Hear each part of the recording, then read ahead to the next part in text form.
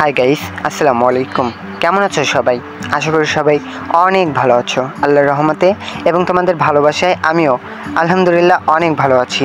আজকে আমি যাব রাজশাহীতে, বাংলাদেশের উজ্জ্বল এবং পরিষ্কার শহর, এবং সেই শহরে গিয়ে আমি কোথায় কোথায় ঘুরতে গেলাম এবং কি কি মজা করলাম সেগুলো তোমাদের সাথে শেয়ার করব। আশা করি পুরো ভিডিওটা দেখলে তোমরাও মজা পাবে। তো চলো শুরু করা যাক। প্রথমত আমি মধুমতি এক্সপ্রেসে উঠে পড়লাম। এটা আসছে রাজশাহী টু ঢাকা এবং আমি উঠবো ভাঙ্গা থেকে উঠে পড়লাম ট্রেনে এবং ট্রেনে রাত্রে খাবার খেয়ে নিলাম।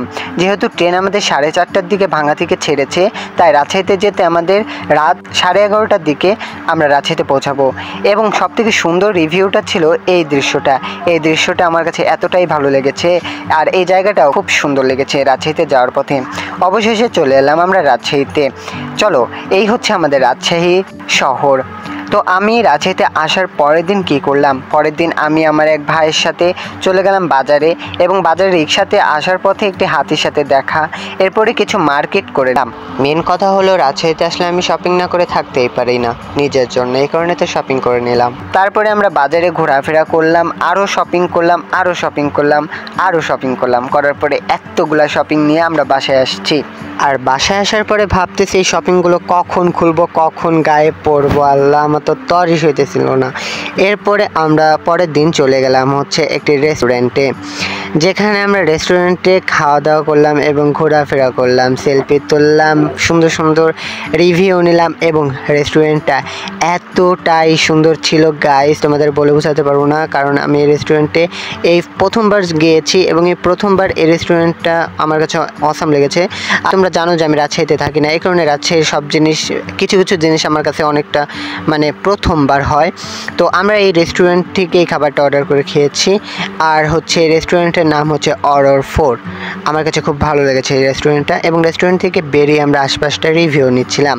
আর রাজশাহী শহরটা আমার এত ভালো লাগে, বারবার বলছি এই একই কথা, কারণ রাজশাহী শহরের লাইটিং এবং পরিষ্কার পরিচ্ছন্নতা থাকার কারণে আরও ভালো লাগে, বিশেষ করে রাতের সময়।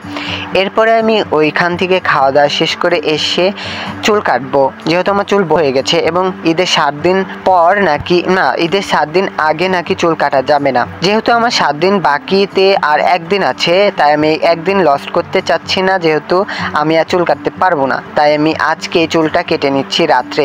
তো রাত্রে যেহেতু কাটছি এবং এর কারণে আমার কাছ থেকে অনেকগুলো টাকা নিয়ে নিল। তো আগের চুল ছিল এত বড়, তারপরে আমি চুল কেটে আরও ছোট করে নিলাম। তারপরে আমি বাসায় এসে আবার কেচে দিয়ে নিজের চুল নিজে ছোট করছি, ভাই আর বলো না। এরপরে আমরা হচ্ছে পদ্মা গার্ডেন চলে গেলাম। আর এই পদ্মা গার্ডেনে আমরা কি ঘোরাফেরা করছি, আসলে এখানে হচ্ছে একটা বিয়ের অনুষ্ঠানে এসেছিলাম আমরা। এখানে হচ্ছে community centre, Padma Rajshahi community সেন্টারে এই বিয়ের আয়োজনটি করা হয়েছে। তো আমরা সবাই এখানে মজা করছি, এবং আমার এখানে একটি ভাস্তি আর একটি ভাগ্নে, দুজনে খুব মজা করছে আর কোকোকোলা খাচ্ছিল, কোকোকোলা না ফ্রেশ কলা যাই হোক। এরপরে আমরা যে বিয়ের কাজগুলো ছিল সেগুলো সেরে ফেললাম। আসলে এই বিয়েটা হবে বিদেশি এবং দেশির সাথে, বিদেশে আমার যে ভাই প্রবাসী তার সাথে, এবং ফোনের মাধ্যমে বিয়েটা হবে। তো আলহামদুলিল্লাহ বিয়ের কাজটা শেষ, আমরা মোনাজাত শেষ করলাম।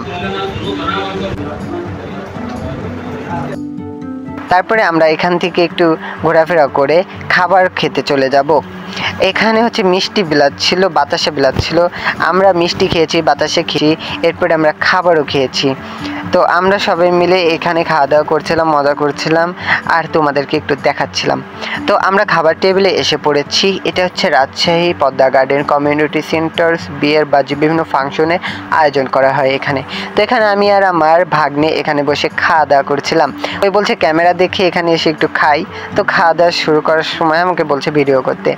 তো আমাদের সব কাজ শেষ, আমরা এবার নেমে পড়েছি এবং ওই কমিউনিটি সেন্টার থেকে বের হয়ে পদ্মা গার্ডেনে একটু ঘোরাফেরা করলাম। এরপরে একটি রিক্সা ধরে চলে আসলাম রাজশাহী শহরে আরও একটি বড় শপ, যেখান থেকে আমি আমার পছন্দ মতো চকলেট কিটকেট কিনে নিলাম। এরপরে শপের বাইরে এসে দেখি ট্রেন যাচ্ছে, আমি একটু ভিডিও করলাম, তো ট্রেনটা চলে গিয়েছিল।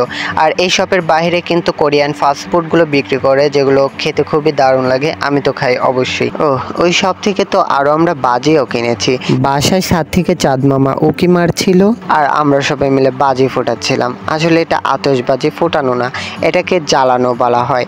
সবাই মিলে মজা করছিলাম। বাজি ফোটানো শেষে বাসায় গিয়ে ইউটিউবের শর্ট ভিডিওর জন্য এই সাজগোজটা করেছিলাম মেহেন্দির। তো বন্ধুরা, আজকের মতো এখানেই বিদায় জানাচ্ছি। দেখা হবে ঈদের পর থেকে আমার রাজশাহী ব্লগ পার্ট 2। তো সবাই ভালো থাকো, বাই।